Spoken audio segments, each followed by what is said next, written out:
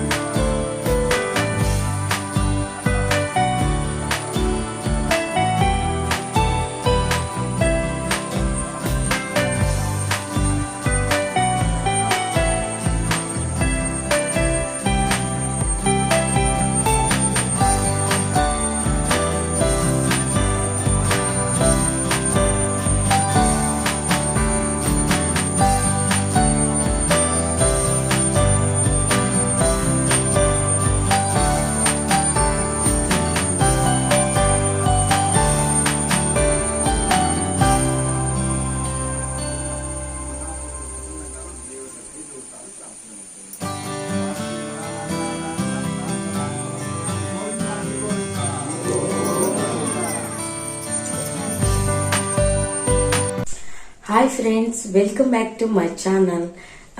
ಇವತ್ತು ಏನಂದ್ರೆ ನಾಗರ ಪಂಚಮಿ. ಸೊ ಅದಕ್ಕೋಸ್ಕರ ನಾನೊಂದು ವ್ಲಾಗ್ ಮಾಡೋಣ ಅಂತ ಮಾಡ್ತಾ ಇದ್ದೀನಿ. ಮಧ್ಯಾಹ್ನ ಏನು ಗ್ರ್ಯಾಂಡ್ ಆಗಿ ಏನು ಮಾಡ್ತಾ ಇಲ್ಲ, ಸಿಂಪಲ್ ಆಗಿ ಒಂದು ಪಲ್ಯ ಸಾರು ಏನಾದರೂ ಸ್ವೀಟ್ ಮಾಡಿಬಿಟ್ಟು ಅಷ್ಟೇನೆ ಮಾಡೋದು. ಬೆಳಿಗ್ಗೆ ತಿಂಡಿಗೆ ನಾನು ಅರಿಶಿಣಲೆದು ಕಡುಬು ಮಾಡಿದ್ದೆ, ಮತ್ತೆ ಪೂಜೆ ಆಯಿತು. ದೇವಸ್ಥಾನ ಕೂಡ ಹೋಗ್ಬೇಕಾಗಿತ್ತು, ಯಾಕಂದ್ರೆ ಮಾರ್ನಿಂಗ್ ಮಳೆ ಇತ್ತು ನೈಟ್. ಮತ್ತೆ ಏನಂದ್ರೆ ರಾತ್ರಿ ಪ್ರಾಗ್ಯಂಗೆ ಸ್ವಲ್ಪ ಮೂಗೆಲ್ಲ ಕಟ್ತಾ ಇತ್ತು, ಶೀತ ಆಗಿದೆ, ಮತ್ತೆ ಸ್ವಲ್ಪ ಜ್ವರ ಸಹ ಇತ್ತು ಸಣ್ಣಕ್ಕೆ. ಹಾಗಾಗಿ ನಾನು ಹೋಗ್ಲಿಲ್ಲ, ನನ್ನ ಹಸ್ಬೆಂಡ್ ಹೋಗಿದ್ದಾರೆ. ಇಲ್ಲಾಂದ್ರೆ ನಾವು ಸಹ ಹೋಗ್ಬೇಕಿತ್ತು ದೇವಸ್ಥಾನಕ್ಕೆ. ಏನಂದ್ರೆ ಇವಾಗ ಆಲ್ಮೋಸ್ಟ್ 12 ಗಂಟೆ ಆಯ್ತು. ಇವಾಗ ಅಡುಗೆ ಮಾಡ್ಬೇಕು ನಾನು ಪಟ್ಪಟ ಅಂತ. ಒಂದ್ಸಲ ಎಲ್ಲರಿಗೂ ಒಂದು ವಿಶ್ ಮಾಡಿಬಿಟ್ಟು ಆಮೇಲೆ ಅಡುಗೆನ ಸ್ಟಾರ್ಟ್ ಮಾಡೋಣ ಅಂತ ಇವಾಗ ವ್ಲಾಗ್ ಸ್ಟಾರ್ಟ್ ಮಾಡಿದ್ದೀನಿ. ಓಕೆ, ಎಲ್ಲರಿಗೂ ನಾಗರ ಪಂಚಮಿ ಹಬ್ಬದ ಶುಭಾಶಯಗಳು. ನಾಗರ ಪಂಚಮಿ ಹಬ್ಬ ಒಂದೊಂದ್ ಕಡೆ ಒಂದೊಂದ್ ತರ ಆಚರಣೆ ಮಾಡ್ತಾರೆ. ನಮ್ ಕಡೆ ಹೇಗೆ ಅಂದ್ರೆ ಡಿಫ್ರೆಂಟ್ ಆಗಿ ಆಚರಣೆ ಮಾಡ್ತಾರೆ. ಬೇರೆ ಕಡೆ ನಾನು ನೋಡಿದ್ದೀನಿ, ಬ್ಯಾಂಗ್ಳೂರ್ ಆ ಸೈಡ್ ಹೋದ್ರೆ ನಾಗದೇವರಿಗೆ ಹಾಲೆಲ್ಲ ಅವರೇ ಹಾಕ್ತಾರೆ, ಅವರೇ ಪೂಜೆ ಮಾಡ್ತಾರೆ, ಅವರೇ ಉದ್ಬತ್ತಿ ಎಲ್ಲ ಮಾಡಿ ದೀಪ ಬೆಳಗುತ್ತಾರೆ. ಆ ತರ ಎಲ್ಲ ನಮ್ ಕಡೆ ನಾವು ಮಾಡುವಾಗಿಲ್ಲ. ಯಾಕಂದ್ರೆ ನಮ್ ಕಡೆ ನಾವು ಯಾರು ಭಟ್ರು ಕರೆದು ಅವರನ್ನ ಕರೆದೇ ಪೂಜೆ ಮಾಡಿಸ್ಬೇಕು. ನಾವು ಹಾಗೆಲ್ಲ ಹೋಗಿ ಪೂಜೆ ಮಾಡಿದ್ರೆ ಮಾರನೇ ದಿವಸದಲ್ಲಿ ನಮ್ಗೆ ಏನಾದ್ರೂ ತೊಂದರೆ ಆಗ್ತದೆ. ಅದು ನಮ್ ಕಡೆ ಇರುವಂತದ್ದು. ನಾವು ಯಾರು ಈ ಕರಾವಳಿ ಭಾಗದಲ್ಲಿ ಯಾರನ್ನು ಕೂಡ ನಾಗದೇವರಿಗೆ ಹಾಲೆರೆದು ಅವರೇ ಹೋಗಿ ಪೂಜೆ ಮಾಡಲ್ಲ. ಭಟ್ರನ್ನ ಕರೆದು ಪೂಜೆ ಮಾಡಿ ಅದೇ ರೀತಿ ಪೂಜೆ ಮಾಡ್ತಾರೆ. ಬೇರೆ ಕಡೆ ಎಲ್ಲ ಹಾಲೆರೆದು ಅವರೇ ಪೂಜೆ ಮಾಡ್ತಾರೆ. ನಮ್ಗೆ ಅದು ಧೈರ್ಯನೇ ಬರುದಿಲ್ಲ. ಯಾಕಂದ್ರೆ ಇವತ್ತು ನಾವು ಹೋಗಿ ಅದನ್ನ ಮುಟ್ಟಿ ಹಾಲೆರೆದು ಪೂಜೆ ಮಾಡಿದ್ರೆ ನಾಳೆ ಹೊತ್ತಿಗೆ ನಮ್ಗೆ ಏನಾದ್ರೂ ತೊಂದರೆ ಬಂದು ಏನಾದ್ರೂ ಆಗ್ತದೆ. ಅದು ಎಲ್ಲರಿಗೂ ಗೊತ್ತಿರುವಂತ ವಿಷಯ. ಈ ಕಡೆ ಅವರ ಹತ್ರ ಯಾರ ಹತ್ರ ನೀವು ಕೇಳಿದ್ರು ಗೊತ್ತಾಗ್ತದೆ. ಓಕೆ, ಈ ನಾಗರ ಪಂಚಮಿ ಅನ್ನೋದು ಸ್ಟಾರ್ಟಿಂಗ್ ಬರುವಂತ ಈ ಹಬ್ಬ ಎಲ್ಲರಿಗೂ ಒಳ್ಳೇದ್ ಮಾಡ್ಲಿ, ನೀವು ಅನ್ಕೊಂಡಿರೋದೆಲ್ಲ ಆಗ್ಲಿ ಅಂತ ನಾನು ಆಶಿಸ್ತೀನಿ. ಯಾರಾದ್ರೂ ನನ್ನ ಚಾನಲ್ ಸಬ್ಸ್ಕ್ರೈಬ್ ಮಾಡದೆ ನೋಡ್ತಾ ಇದ್ರೆ ಪ್ಲೀಸ್ ಸಬ್ಸ್ಕ್ರೈಬ್ ಮಾಡಿಕೊಂಡು ಸಪೋರ್ಟ್ ಮಾಡಿ.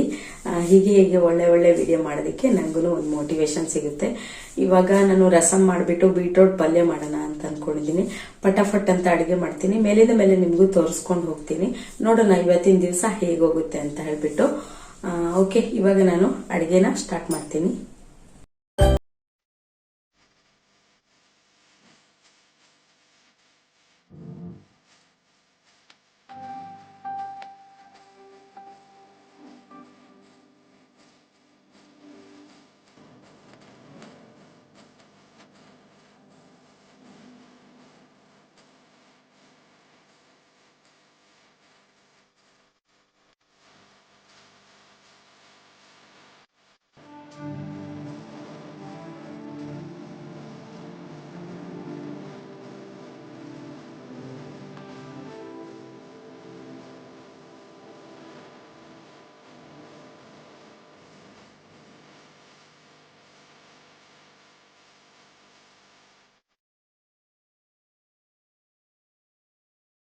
ನೋಡಿ, ಬೀಟ್ರೂಟ್ ಎಲ್ಲ ಕಟ್ ಮಾಡಿ ಆಯ್ತು. ಇವಾಗ ಬೇಯಕ್ಕೆ ಹಾಕಿದ್ದೀನಿ.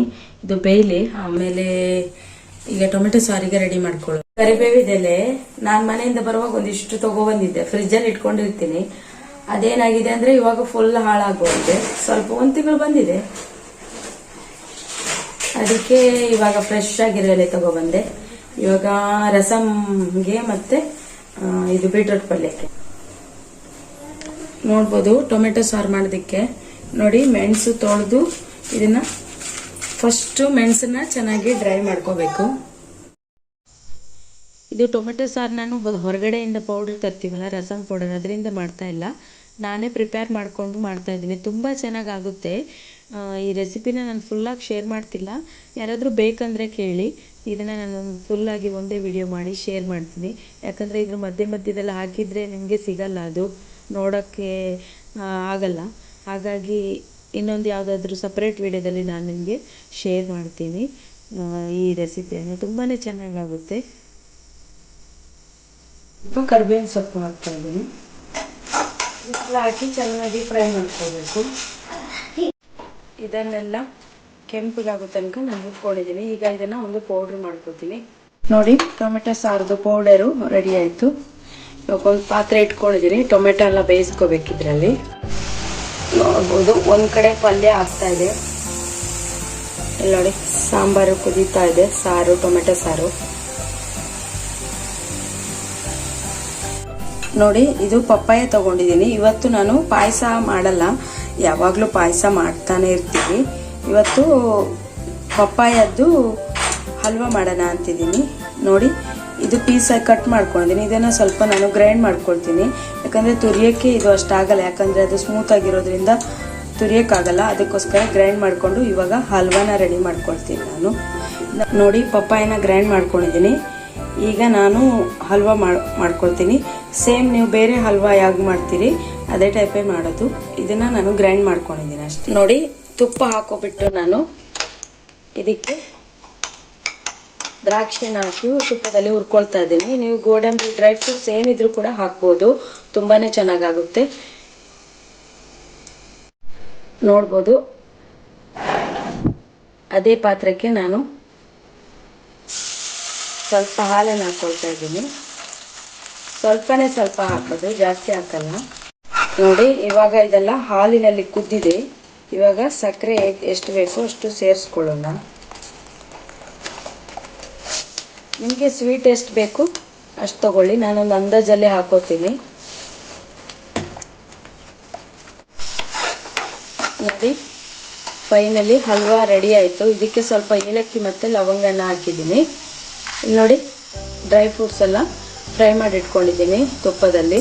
ಇದನ್ನು ಲಾಸ್ಟಲ್ಲಿ ಹಾಕಿದರೆ ಆಯಿತು. ಇವಾಗ ಗ್ಯಾಸ್ ಆಫ್ ಮಾಡ್ಕೊಳ್ಳೋಣ. ನೋಡಿ ಈ ಹದಕ್ಕೆ ಬಂದರೆ ಸಾಕು. ಇಲ್ಲಿ ನೋಡಿ ಇದನ್ನು ಆ್ಯಡ್ ಮಾಡ್ತೀನಿ.